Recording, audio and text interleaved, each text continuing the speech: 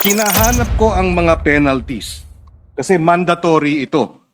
Kung hindi sumunod, parang hindi ko nakita. Dapat siguro sa period of amendments, isama ang hindi pagsunod dito sa Section 8. Unless meron. Ang alam ko kasi... Opo. Meron pong mga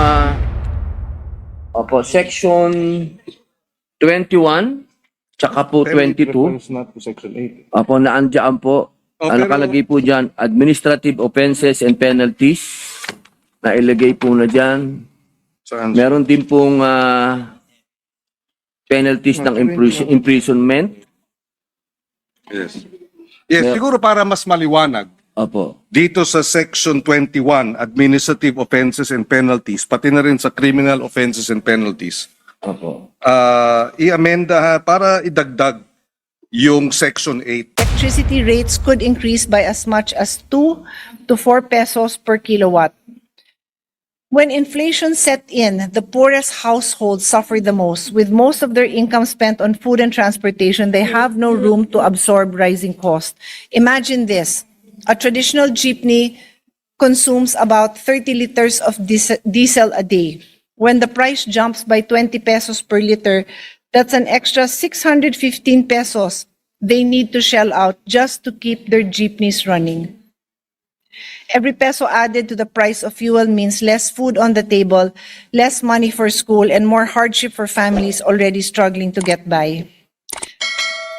Under the current law, petroleum products such as liquefied petroleum gas, diesel, gasoline, and kerosene are subject to excise tax at fixed rates of 3 pesos, 6 pesos, and 10 pesos respectively.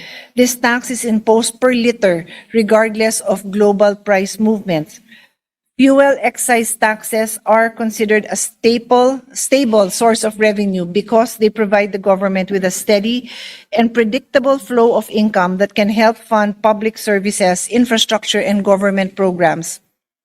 But in extraordinary times, when global oil prices surge and inflation weighs heavily on households, this fixed levy magnifies the burden at the pump. At present, there is no law which expressly grants the President an authority to suspend the imposition of excise taxes on petroleum products in times of severe price shocks to ease this burden.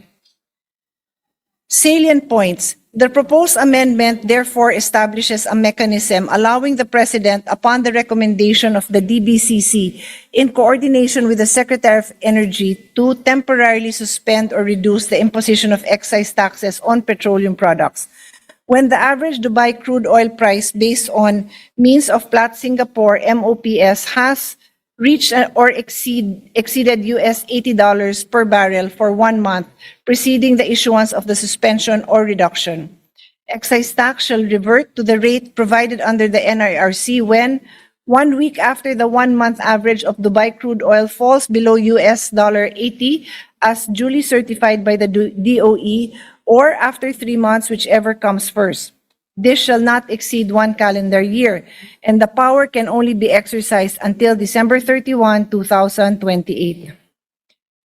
Our challenges. This measure could result in a revenue loss of around 136 billion from suspension of excise tax on petroleum products. This translates to funds that could otherwise sustain critical social and health services. For example, to give context to this loss in revenues, PhilHealth under the General Appropriations Act budget is 129.78 billion. PGH is at 29.47 billion pesos.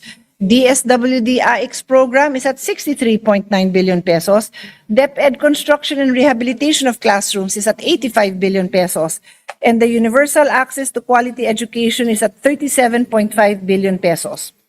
On the other hand, the proposal to suspend VAT on petroleum product also requires further study as it may disrupt the current structure of our tax system. But these are also measures filed by our colleagues and which this committee can hear. Removing the VAT on excise tax could create significant administrative and compliance challenges in tax computation and reporting, potentially complicating implementation for both government and taxpayers. Thus, the challenge before us is to strike a careful balance, providing immediate relief to consumers facing volatile fuel prices while safeguarding the country's fiscal health and long-term economic stability. In closing, we must design safeguards that do not only provide immediate relief to consumers but also preserve stability in our domestic fuel market. By embedding this mechanism into our tax system, the government is empowered to act swiftly in times of price volatility, delivering timely protection to households without the delays of prior legislative action. With this, I respectfully seek the support of this distinguished chamber for the passage of this measure. As this is a complex measure, this representation remains open to further discussion, clarification, and amendments from our colleagues. Thank you, Mr. President. Majority Leader. Thank you. Next to co-sponsor the measure, Senator Joel Villanueva. Senator Joel Villanueva is recognized. Thank you very much, Mr. President. Thank you to our distinguished Majority Leader. Mr. President, this representation rises to express its full support and to co-sponsor Senate Bill number 1982 under Committee Report number 48, which allows the automatic temporary suspension or reduction of excise taxes on petroleum products during periods of extraordinary increases in global oil prices. At the outset, please allow me to extend our sincere appreciation to the distinguished sponsor and chairperson of the Committees on Ways and Means and Energy, Senator Pia Cayetano, for steering this timely and important measure. This representation attended the committee hearings, Mr. President, and we'd like to again commend our good sponsor. This representation likewise recognizes and expresses our gratitude to the President Ferdinand Marcos Jr. for certifying this measure as urgent, underscoring the need for government to respond swiftly to the continuing volatility in global oil markets and the impact of rising fuel prices on the Filipino people. Sir President, as a net oil importing country, the Philippines remains highly vulnerable to fluctuations in global oil prices. When crude oil prices surge in the international market, the effects are immediately felt across our economy, affecting transportation, electricity, logistics, and ultimately the prices of basic goods. Kapag mahal po ang langis, mahal ang pamumuhay, at ang pinakaapektado ay ang ordinaryong Pilipino. Ang unang tinatamaan po nito ay ang mga driver na bumabiyahe araw-araw para kumita, ang mga magsasaka at mangingisda na umaasa sa krudo para sa kanilang kabuhayan, ang mga karaniwang manggagawa at ang kanilang mga pamilya na patuloy na nagbabudget upang mairaos ang pang-araw-araw na gastusin. This measure introduces a rules-based, temporary, and I think it's very important to note, targeted mechanisms that allows government to act during extraordinary oil price spikes while preserving fiscal discipline. Hindi po ito permanenteng pagtanggal ng buwis, Ginoong Pangulo. Ang layunin po ng panukalang ito ay napakasimple, magbigay ng agarang ginhawa sa ating mga kababayan sa panahon ng krisis. Ito po ay isang maingat at responsableng hakbang upang mabigyan ng kaunting ginhawa ang ating mga kababayan kapag tumataas po ng husto ang presyo ng langis sa pandaigdigang merkado. Nakakatuwa kanina, Ginoong Pangulo, ang ating pagpupulong sa ating all-member caucus dito sa Senate Lounge sapagkat na ipadama po ng bawat isa sa atin yung concern na dapat maramdaman ng taong bayan ang panukalang batas na ito. Bagamat tayo po ay sumusuporta din para bawasan o tignan mabuti yung pong VAT, Mr. President, mas mahalaga po sa ngayon yung pong may importanteng may magawa po ang Senado para maramdaman ng taong bayan ang pagtulong natin sa mga nangyayari sa ating paligid. Ginoong Pangulo, under this proposal, the President may suspend or reduce excise taxes on petroleum products once global oil prices reach a defined threshold, subject to recommendations of the Development Budget Coordination Committee and in coordination with the Department of Energy. Importantly, this suspension is temporary and conditional, ensuring that once global oil prices stabilize, the excise tax automatically reverts to its original rates.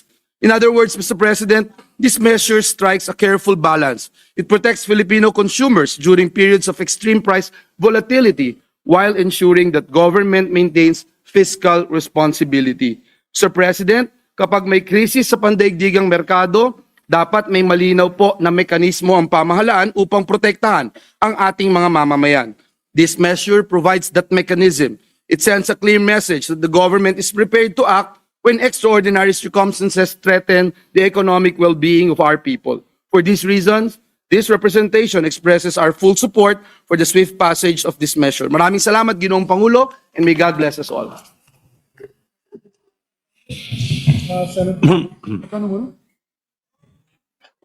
Majority Leader. Yes, Senator Bam Aquino would like to also be recognized. Senator Bam Aquino is recognized. Mr. President, maraming salamat. Mr. President, I don't have a prepared speech for today, but I rise to show my support for this measure. Mr. President, ang panukalang ito ay mahalaga na maipasa, mahalaga po na maibigay natin ang kapangyarihan sa Pangulo na ibaba ang excise tax sa gasolina at sa diesel dahil alam ho natin, Mr. President, na ito ngayon ang hinahanap ng taong bayan na makatulong tayo sa pagpapababa ng presyo ng bilihin. Alam niyo, Mr. President, yung provision na $80 per barrel, nandyan po yan sa unang train law. Dito pa po ako noon sa una nating termino. And Mr. President, nilagay natin yon dahil alam ho natin na kapag tumataas ang presyo ng diesel sa mundo, sunod-sunod po yung pagtaas ng presyo ng bilihin. Isa po itong fail-safe measure nung una pong train law. Ngayon po, nakalagay na naman po ito sa panukala, $80 per barrel nakalagay. Pero alam niyo po, Mr. President, kung magkano na ang presyo ng crudo, nasa $105 na po. Kumbaga po, Mr. President, kahit certified urgent po ito at lahat po tayo nagmamadali na maipasa ito, sa totoo lang po, we're $25 beyond this threshold already. Nasa $105 na po, $105 per barrel na po tayo. So Mr. President, tama lang na certified urgent ito. Sana po hindi lang po sa bagay na ito tayo nagmamadali o talagang nagko-concentrate. Sana po Mr. President sa lahat ng aspeto sa parating na krisis o sa krisis po nararamdaman po natin, sana po handa ang gobyerno sa pagtugon sa pangangailangan ng tao. Alam niyo Mr. President, sa lahat ng survey, pag tinanong po sa Pilipino, ano yung number one issue, ano po yung sasabihin? Kataasan ng presyo ng bilihin. And yun po, Mr. President, that's even before this crisis happened. Number one na po sa Pilipino ang kataasan ng presyo ng bilihin. Pero dahil po sa krisis ngayon, makikita po natin ang pagtaas, hindi lang po ng diesel at gasolina, kung hindi ang presyo ng bilihin, sunod-sunod po yan, Mr. President. Ang pagtaas po ay fast and furious. Nung isang araw lang po, nung nakaraang linggo, magkano, Senator Joel? 60? 55, 60, ngayon po nasa 80, pataas ng pataas. Who knows, Mr. President, kung nasaan tayo next week. So, Mr. President, ito pong panukalang ito, mahalaga na mapasa kaagad. Tama lang po na certified urgent, but I impress upon all of our colleagues, Mr. President, especially our colleagues in the executive, sana po hindi lang yung panukalang ito, pero lahat ng mga pwedeng gawing tulong sa mga kababayan po natin. Alam ko naman po, meron ng subsidiya sa mga PUV drivers. Yung subsidiya po, sana sa mga estudyante magkaroon din po dahil sunod-sunod po ito. And Mr. President, ngayon po ang problema natin yung pagtaas ng presyo ng diesel at gasolina. Who knows, Mr. President, sa Abril, sa Mayo, baka kakulangan na po ng supply ang ating hinaharap. So I hope, Mr. President, we can come together, we can work together. Masigurado po natin, Mr. President, itong panukalang ito at iba pang mga kinakailangan ng ating mga kababayan na tulong, maibigay po natin, mai-ready na po natin para habang padating po yung krisis, habang lumalala po itong krisis, alam po ng taong bayan na ang gobyerno nakatutok, binibigyan pansin ng kanilang pangangailangan at lahat ng kanilang kailangan sa panahon ng krisis, handa po ang gobyerno na tugunan ng mga problemang ito. So again, Mr. President, I thank and laud Senator Cayetano, the chairperson of Energy, and I hope, Mr. President, we can pass this at the soonest possible time. Thank you very much, Mr. President. Maraming salamat. Thank you very much, Mr. President. Mr. President, we recognize Senator Erwin Tulfo. Senator Erwin Tulfo is recognized. Thank you, Mr. President. Mr. President, distinguished colleagues, I rise to support or to express my support and to manifest my co-sponsorship of Senate Bill number 1982 or 1982 under Committee Report number 48, providing for the automatic suspension of the excise tax on petroleum products during extraordinary increases in global oil prices. Alam naman po natin na kapag tumaas ang presyo ng langis, agad namang nararamdaman ng ating mga kababayan ito. Hindi lamang po ito problema ng mga sasakyan. Kapag tumaas ang presyo ng diesel at gasolina, tumataas din po ang pamasahe, tumataas ang gastos sa transportasyon ng mga pagkain at bandang huli, tumataas ang presyo ng mga bilihin sa merkado. Sa madaling salita, Ginoong Pangulo, kapag mahal po ang petrolyo, nagmamahal din ang pamumuhay. This concern even more urgent today as tensions and armed conflict continue to escalate in the Middle East, threatening to disrupt global oil supply and push prices even higher. Sa ilalim po ng train law, may excise tax po na ipinapataw sa bawat litro ng fuel. Halimbawa, 10 piso sa bawat litro ng gasolina, 6 na piso sa diesel. Mahalaga po ang buwis na ito dahil nakakatulong ito sa pagpupondo ng mga programa ng pamahalaan. Ngunit, Ginoong Pangulo, sa panahon ng pandaigdigang krisis sa presyo ng langis, nararapat lamang siguro na mayroon tayong mekanismo upang ika nga pansamantalang ibsan ang bigat na dinadala ng ating mga kababayan. This was precisely the intent of bill that I filed, Senate Bill number 1935, which proposed the suspension of both the excise tax and the VAT on fuel when the average Dubai crude oil price exceed US $80 per barrel. However, during the hearing of Committee on Ways and Means, our economic managers explained that removing VAT from fuel could create complications in the input-output tax system, which may lead to distortion that could unintentionally raise prices in certain sectors. Bukod pa riyan, ang humigit kumulang na 136 na bilyong piso na kita ng gobyerno. Kaya matapos po ang masusing talakayan na pagkasunduan na ang mga mas balansing solusyon ay ang pansamantalang suspensyon ng excise tax lamang sa panahon ng emergency. Excise tax is a targeted tax to specific goods, and suspending it provides immediate relief while maintaining stability in a broader tax system. The committee report also provides a mechanism for the taxes to revert once global prices stabilize. Ibig pong sabihin, pag normal na po ang presyo ng petrolyo sa pandaigdigang kalakalan, maaari na pong ibalik ito yung excise tax ng ehekutibo. Ito po ang balansing hinahanap natin, proteksyon sa mamayan at responsableng pamamahala sa pondo ng bayan. For this reason, Mr. President, I fully support committee report before us. Sa ngalan po ng ating mga kababayan na nahihirapan sa pagtaas ng bilihin at sa pahintulot ng ating magiting na sponsor, Senator Pia Cayetano, I manifest my co-sponsorship of the measure. Maraming salamat po. Mr. President, next to co-sponsor the measure is Senator Francis Kiko Pangilinan. I move that he be recognized. Senator Francis Pangilinan is recognized. Maraming salamat, Ginoong Pangulo, mga kasama sa ating kapulungan. Tumatayo tayo upang i-co-sponsor ang Senate Bill number 1982 under Committee Report number 48 na naglalayong pansamantalang ipagpaliban ang excise tax sa mga produktong petrolyo upang agad na maibsan ang bigat na dinadala ng ating mga kababayan dulot ng patuloy na pagtaas ng presyo ng langis. Sinusuportahan natin ang pagsuspindi ng fuel excise tax dahil tinatamaan ang ating maliliit na magsasaka at mangingisda at siyempre ang lahat ng ating mga kababayan. Ang magsasaka, mangingisda, ang mga taong dahilan kung bakit meron tayong pinagsasaluhan sa hapagkainan. But let us be clear, the suspension of fuel excise taxes must be targeted, rule-based, and time-bound. It must function as an emergency lifeline, not a blanket giveaway. Kagyat ang pangangailangan. Sinabi ng mga grupo ng mangingisda na hanggang 80% ng gastos nila sa production, cost of production, ay krudo. Ngayon, mahigit 80 pesos na ang litro ng diesel. Ibig sabihin, dagdag 640 pesos kada biyahe sa krudo pa lang. Hindi na nila kayang saluhin pa ang taas na gastos. Kaya sandali na lang sila pumapalaot, sa malapit na lang nangingisda, every other day na lang lalabas o luluwas o kaya'y tuluyan ng tumigil.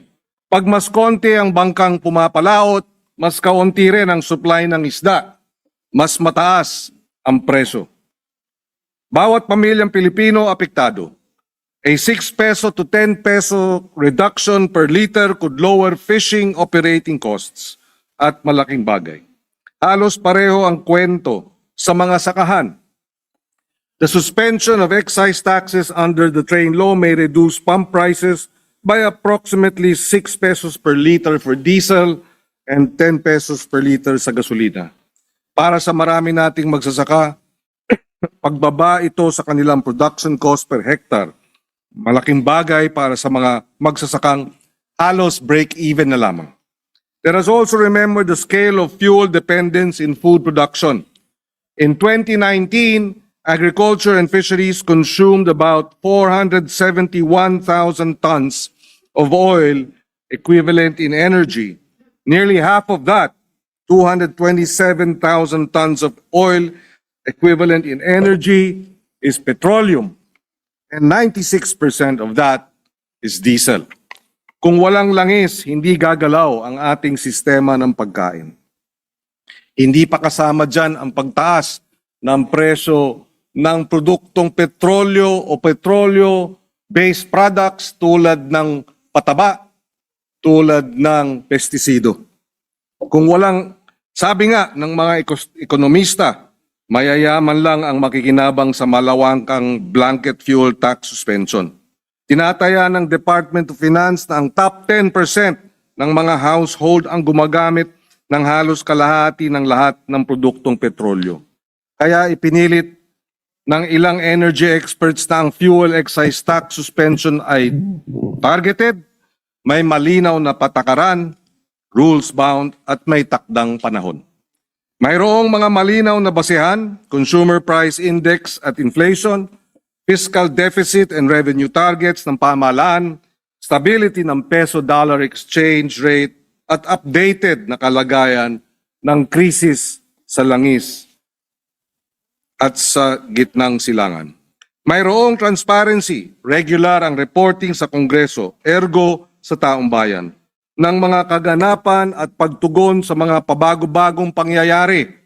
Kinakailangan din i-break down ng mga oil companies ang actual cost of importation, logistics, at paano papababain o bumababa o saan kukunin yung bawas or paano i-compute rather ang bawas sa excise tax. Dapat alam ng mga kababayan natin yan. Alam nating hindi sapat ang pagsuspindi ng buwis. Kailangan pang palawigin ang fuel vouchers at cash subsidies sa ating mga magsasaka at mangingisda. Hindi sapat yung para lang sa wala pang 25,000 na katao. Kailangan mas maging mapagbantay ang regulators para sa masigurong ang pagbaba ng presyo ng krudo ay nagdudulot ng pagbaba ng presyo ng pagbiyahe at pati na rin ng pagkain. Sa madaling salita, 3 ang agad-agad na dapat magawa ng ating mga panukala. Pag-aanin ang pasanin ng mga mahihirap nating magsasaka at mangingisda, patatagin ang supply at presyo ng pagkain at bigyan ng sapat na paghinga at tamang insentibo ang ating mga sistema para may tatag ang isang pambansang ekonomiyang may mas sustainable at efficient. Hindi waldas, hindi maaksaya, hindi sinisira ang kalikasan. Ang panukalang ito ay isinusulong ng isang sandigan bilang mapanatiling gumagalaw ang ating sistema ng pagkain habang hinaharap natin ang krisis sa presyo ng langis. Sa huli, ang ating pasya ngayon ay hindi lamang tungkol sa pansamantalang pagsuspindi ng fuel excise tax.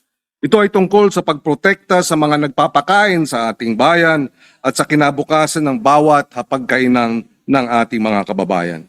Maraming salamat at magandang hapon sa kanila.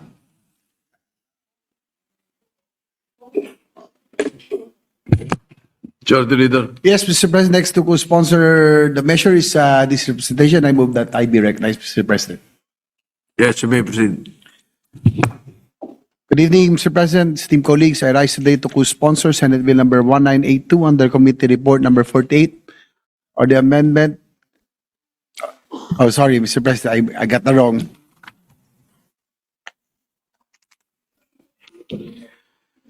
I rise today to co-sponsor Senate Bill number 1982 under Committee Report number 48 or the amendments to Section 148 of the National Internal Revenue Code as amended, allowing the President to suspend or reduce excise tax on petroleum products.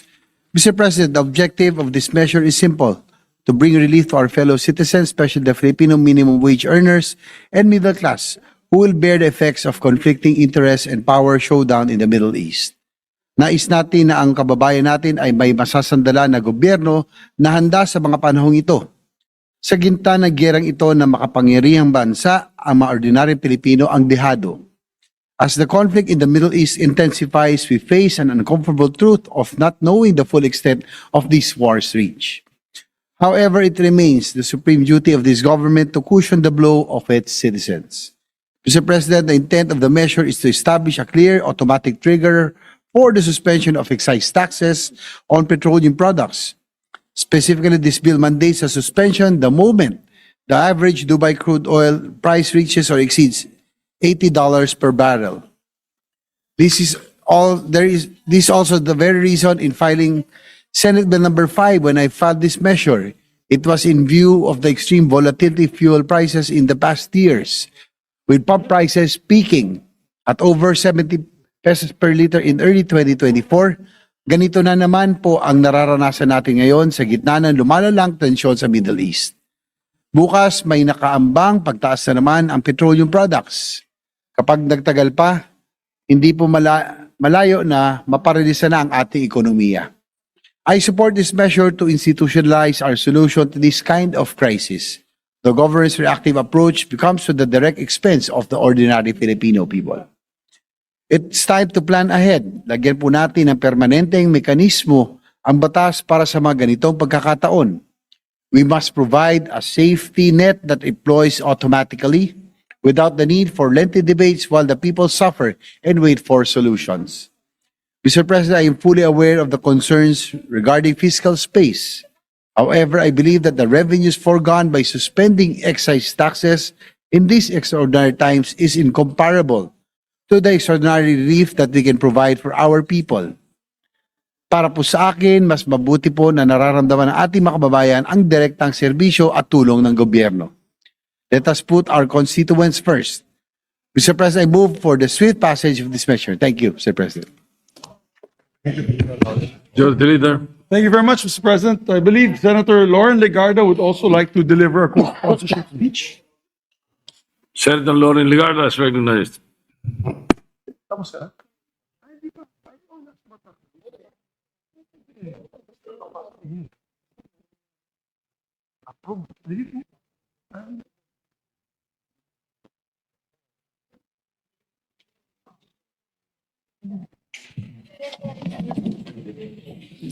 Mr. President, distinguished colleagues, I rise today to co-sponsor Senate Bill number 1982, which expressly grants the President to suspend the imposition of fuel excise taxes in times of extraordinary circumstances. We are now experiencing an extraordinary circumstance.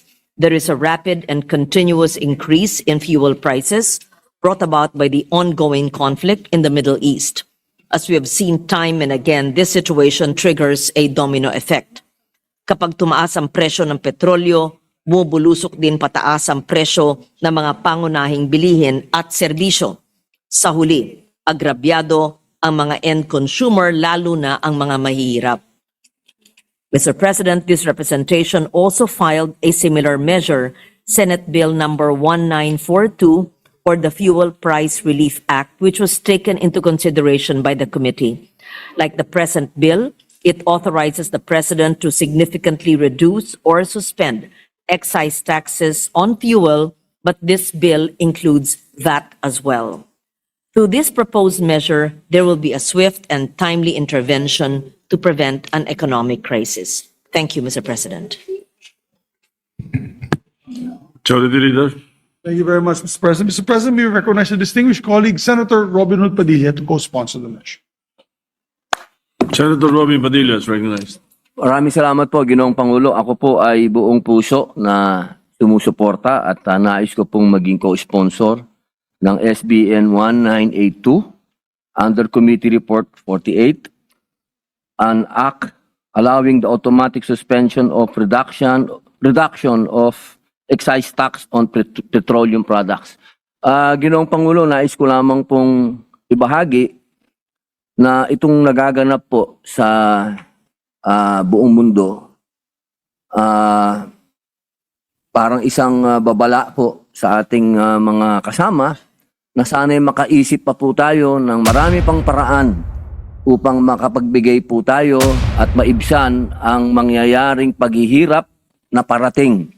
Sapagkat ang inyo pong lingkod ay naniniwala na ito po ay iigting pa, itong gulo na ito ay iigting pa. Dahil katulad po ng sinabi kanina ni Senator Erwin Tulfo na maaring ginagamit na rin po ito sa usapin ng ekonomiya. Ito po ay parte na ng psychological warfare. Ito po kasing gulo na ito ay hindi po ito matasabi natin na parang ningas kugol lang, bukas tapos na. Hindi po. Ito pong gulo na ito ay maaring tumagal pa ng tumagal. Ang inaasahan po natin ay makaisip tayo ng mga paraan na maging independent po tayo sa usapin ng kung kanino ba tayo papanig. Magkaroon po tayo ng mga relationship doon sa mga kapitbahay natin ng mga Muslim countries na mayroong mga oil, katulad po ng Malaysia, katulad po ng Brunei. Magkaroon po tayo ng mas matinding relationship sa kanila. Ganon din po sa Indonesia na kinukunan natin ng coal. Ito po mga Muslim countries na ito, siguro ang hinihingi po natin ay magkaroon tayo ng mas malalim pang pakikipagkaibigan sa kanila dahil sa akin pong paniwala, hindi po ito matatapos sa lalong madaling panahon. Maraming salamat.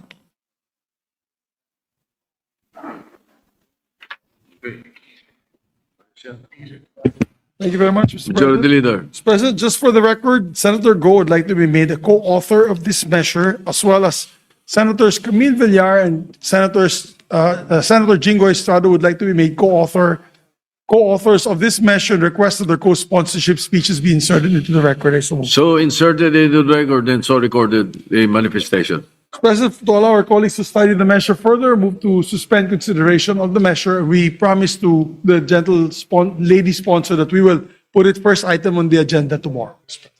All right. Consideration of the measure suspended.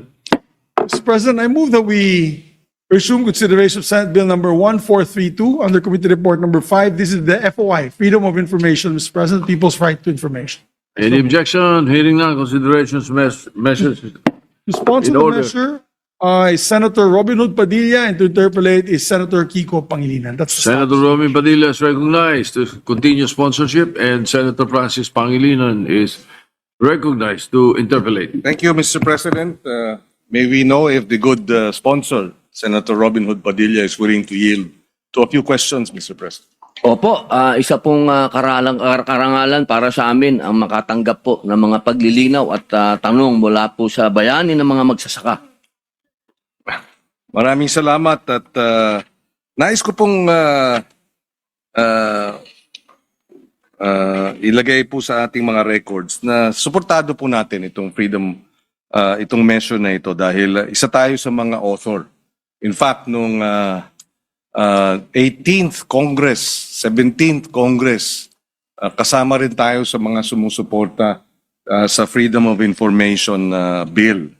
Kaya binabati ko at nagpapasalamat tayo na masigasig na dinedepensa ni Senator Padilla ang panukalang batas na ito. Naway, under his sponsorship, finally, maaprubahan na ito. Mahigit siguro magdadalawampung taon na na ito ay dinedebate. Having said that, meron po tayong ilang katanungan na halimbawa, kapag ito ay naging batas, meron po bang mandato ba ng bawat ahensya ng gobyerno ay magkakaroon ng tanggapan na kung saan ay pwede doon hilingin? Saan pupunta halimbawa si Juan de la Cruz kung nais po niyang malaman yung isang farm-to-market road project sa kanyang bayan, sa public works? Saan siya pupunta para hilingin yung mga dokumentong may kinalaman doon sa proyekto sa kanyang lugar? Opo, una po, tama po yung sinabi ng ating mahal na senador, Senator Francis Kiko Pangilinan. Totoo po yun, na noon pa ho, nasa 16th Congress pa po ito. Ito po ay talagang ipinapasa na at katunayan na naipasa na po dito ito sa Senado. Nagkaroon lang po tayo ng konting problema doon sa Kamara. Doon po hirap na hirap pumasa ito. Doon po sa inyong tanong, doon po sa ating panukalang batas, nandito po yon na sinasabi po na bawat ahensya dapat magtayo po siya ng kanyang Freedom of Information Office. Yun po, sila po ang gagawa ng kanilang mga alituntunin. Sila din po ang gagawa ng kanilang kung papaano kukuha ng FOI doon sa ahensya na yon. Yes. Siguro Opo. sa panahon ng pag-aamenda, pwedeng liwanagin ng husto dahil ang nakita na lang nating opisina o unit ay nasa section 11. 11 and 12 po. Oho. Ito, line 5, page 17, no? The heads of each of the departments and agencies, in fact, nakalagay ito, may designate liaison units or committees who shall coordinate with other units in implementing this act. So baka dapat hindi may, dapat shall. At siguro maaring subject to style, the current Public Information Office or its equivalent in all government entities. Napakaganda po ng inyo pong suggestion. Hayaan po gawin na po natin kaagad amendment po yan. Yes, so sa period of amendment, maaari nating imungkahi yung wording. No? Dapat may nakatukoy na ahensya o tanggapan sa loob mismo ng opisina kung saan dadalhin. No? Unless hindi ko nakita, pero parang doon ata ito. No? Meron din tayong katanungan. Babalik tayo, sorry. Opo. Medyo tumalon tayo. Dito sa section 8, 8. Opo. mandatory disclosure of information. Hinahanap ko ang mga penalties. Kasi mandatory ito.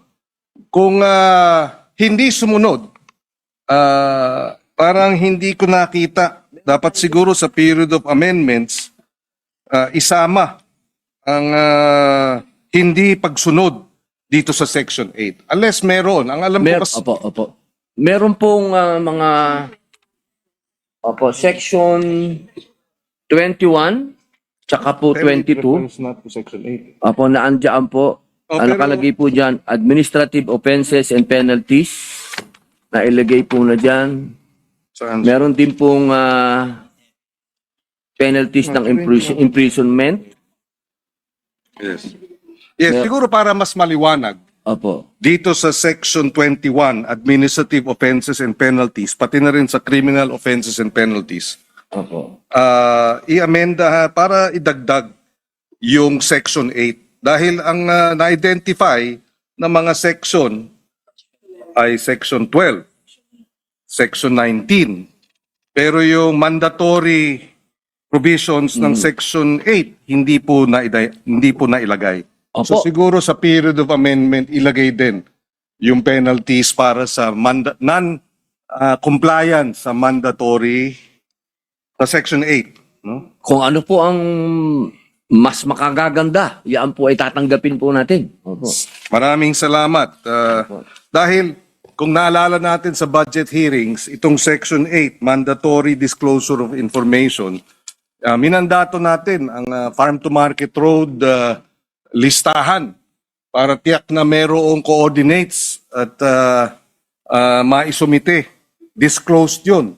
So dito, dapat sana magandang mailagay yan. Kasi kung titingnan natin yung mga mandatory sa Section B, all agencies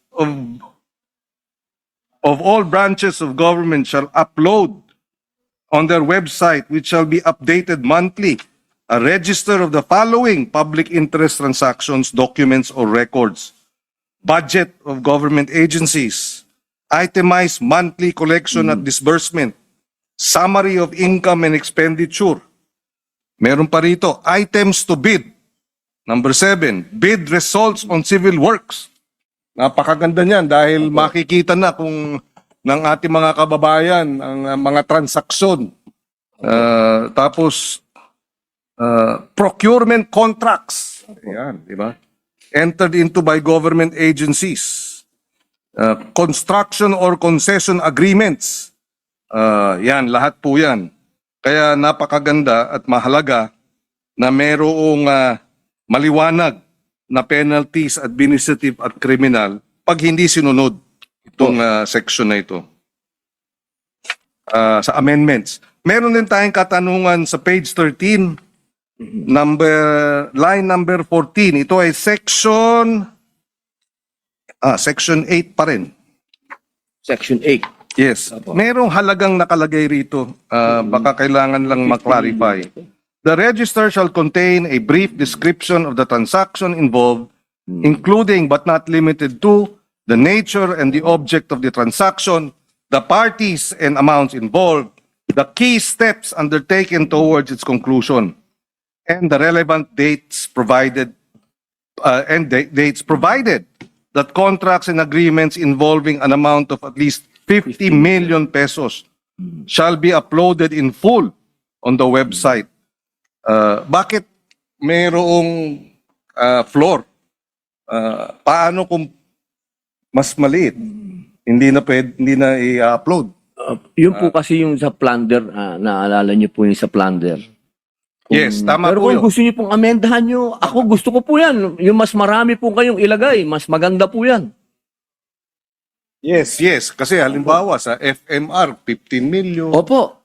So baka siguro sa period of amendment, pwede nating tanggalin yung ganung halaga at maging mas mababa. No? Opo. Mainam po yun. Mainam po. Maraming salamat. Siyempre, yung provision din na hindi pwede i-chop-chop. I guess nasa Anti-Graft and Corrupt Practices Act na yun. Pero maganda pa rin mailabas din dito. Sige po. Oo. So, dito sa pagrereklamo, kaya mahalaga, I think, siguro sa period of amendment, mailagay din ng maliwanag. Ako po kasi, Senator, bayani ng magsasaka hanggat humihigpit po, mas gusto ko. Yes, sir. Opo. So itong notice dito sa proseso ng pagrereklamo, Opo. bago pa nun, sorry, atas tayo ng konti. Ang bilang ko sa mga exception dun sa disclosure ay napakarami. Ganun po. Opo. Baka kasi maging basehan ng pang-aabuso, no? Na although may proseso naman, ano, na pag ikaw ay humingi ng ganitong dokumento at sinabi ng ahensya hindi pwede dahil exception 'yan, pwede namang umapela. Opo. Oo. At may May time po, may oras. 15 Opo, days. 15 days, opo. Dapat aksyonan kung pagbibigyan o igagrant o i-deny. Tapos pag May appeal na-deny, pa po. 5 days. Opo. Ang pag nag-apela, may 5 araw, no? Dito hindi rin maliwanag, siguro sa period of amendment, sino ang magde-deny. Halimbawa, if the government agency decides to deny the request, diba? Siguro again, sa period of amendments, baka pwede nating maging mas ma-specify natin aling ahensya sa loob ng aling unit o tanggapan sa loob ng ahensya. Wala pa tayong proposal pero pag-aaralan po natin. Kung willing ang ating sponsor, baka magandang ma-identify din yun. No? Opo. Pero diyan po na nakalagay po dyan sa ating panukala, magkakaroon po ng mga officers. Kapag naging batas po ito, magkakaroon ng mga FOI officers po. Yun. Opo. Yun. Okay. So siguro doon pwede natin i-harmonize itong... Opo. So sorry.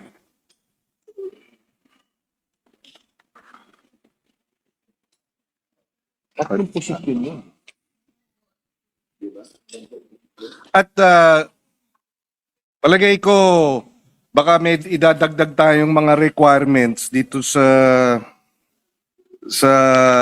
reporting, no, yung mandatory disclosure na ilagay na yung digital portals. Gamitin na natin yung mga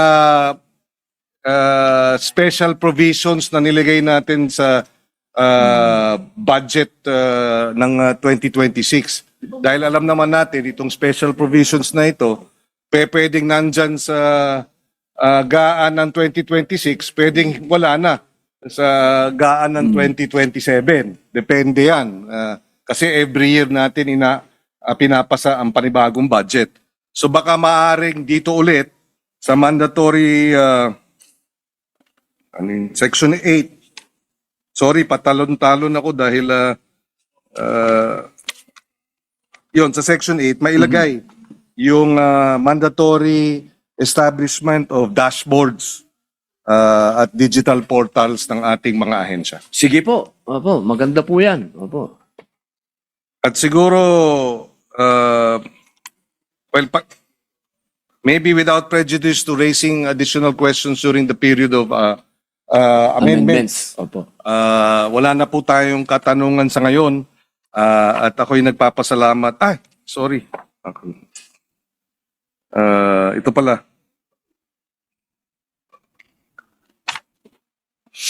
Yung sa System of Incentives, Section 27, Incentives and Rewards, I apologize na nasa ilalim ng aking mga files.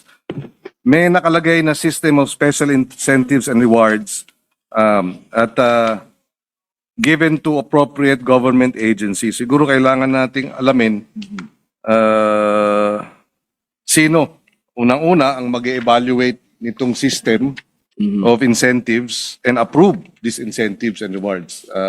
Hindi kasi nailagay sa batas kung sino ang gagawin nito o sino ang gagawa nito. So kung baka sa period of amendments, pwede nating mas specify.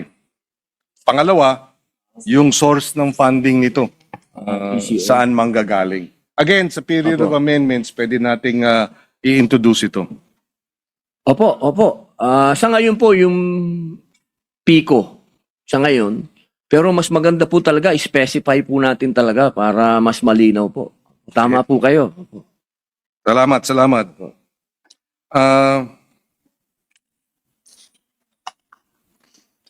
Itong tanong sa protection of privacy,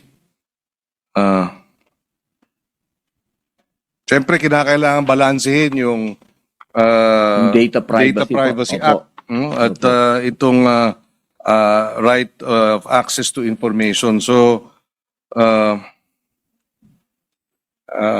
ano kaya ang magiging standards or safeguards ng ating mga ahensya ng pamahalaan para ma-determine kung ano nga ba ang pwedeng Although of course may mahabang listahan ng mga exceptions, no? Doon din ang katanungan ko ron, paano natin matitiyak na hindi ito aabusuhin at i-invoke lagi itong mga exceptions at hindi ma-access itong mga impormasyon. Opo. That's why I think mahalaga itong nabanggit ninyong PICO para merong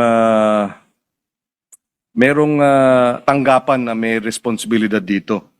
I'm not sure if it will be advisable na yung Public Information Office should also be baka may presensya o ang hindi siguro no yung Department of Information and Communication Technology paano natin titiyakin yan no? But again ito'y palaisipan sa again we will probably raise these questions additionally pagdating ng period of amendments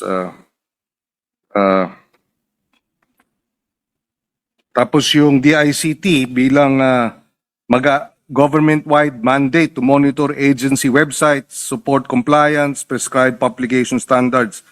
Aalamin din natin siguro, meron na bang opisina itong DICT para dito o dapat bang mag-establish ng isang opisina o tanggapan under this law? Opo, lahat po kasi ng ahensya dito po sa ating panukala, kailangan po silang gumawa lahat.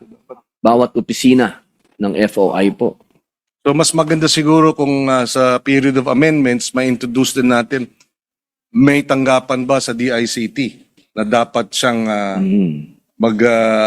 mag-oversee nitong FOI implementation. No? Meron ba sa ngayon? Wala.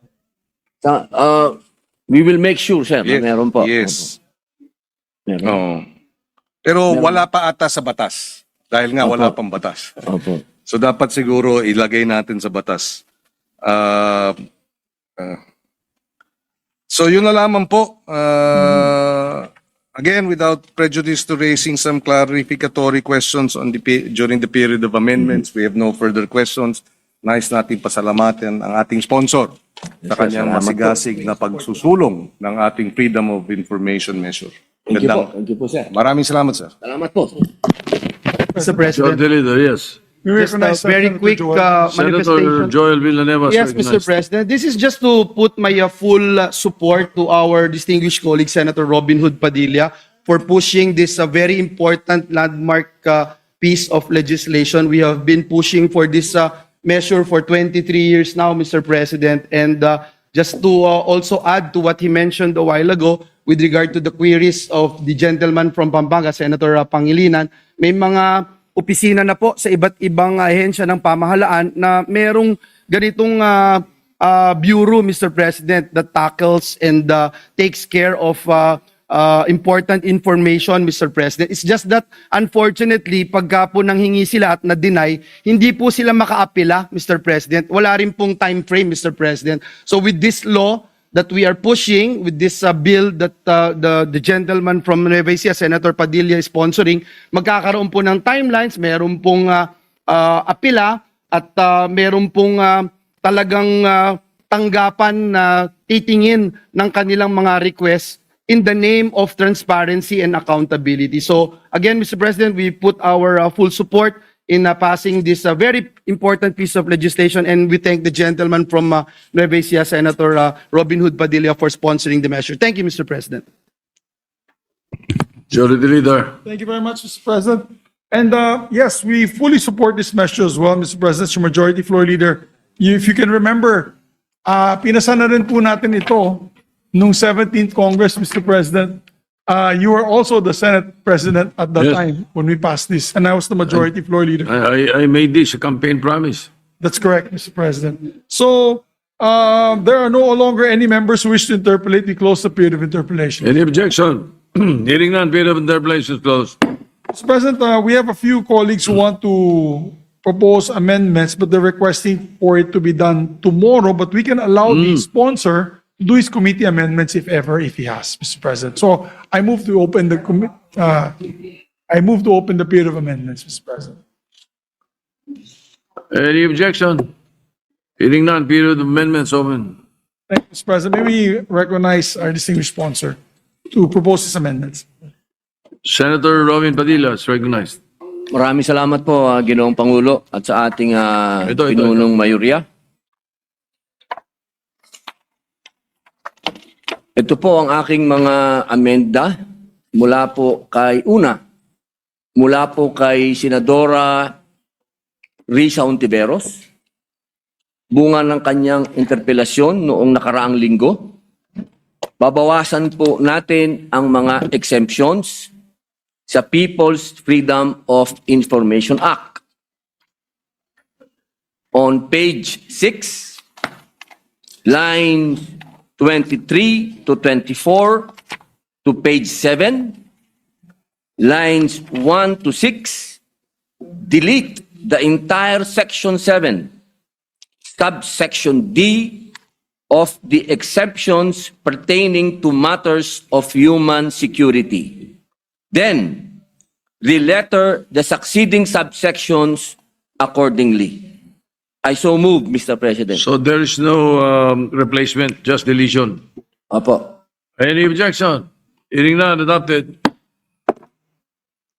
On page 8, lines 1 to 6, delete the entire section 7, subsection J of the exceptions pertaining to personal and sensitive information, as this is already covered by section 10. Then, re-letter the succeeding subsections accordingly.